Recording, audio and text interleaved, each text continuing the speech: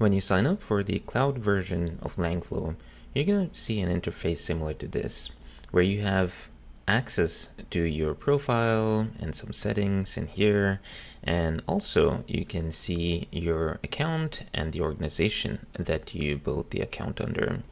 What we're going to do is we're going to start with a simple project. And we can do that using this new project button. Once we hit that, we'll see that we have an option to start either with a blank flow or start with a few different templates. We'll start with the basic prompting template here. Once we click that, there will be a few different blocks that we are provided here on the canvas.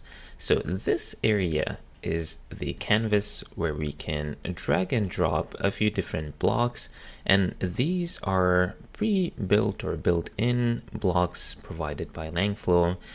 The way they work is we go from left to right. This block here is the chat input.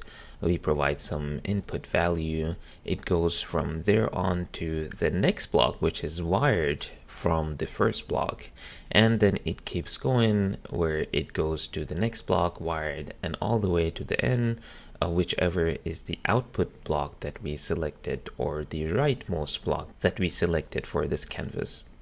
And the way how we can bring in these blocks, if it were not a template, is if we were to look on our left side, we'll see these basic components.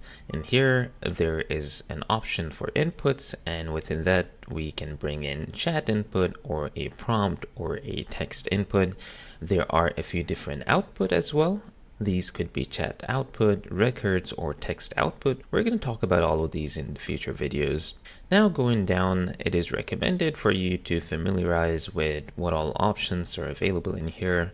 There are quite a few different model providers available here, and then similar is the case for different helpers and vector stores as well as vector search, and in addition to that we have embeddings as well.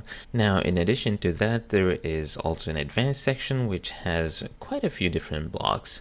So the recommendation in general is to get started quickly with a base template, and then as you need things or for your different ideas, you can search what's available in the section here for components and then bring those to the canvas and start building with that.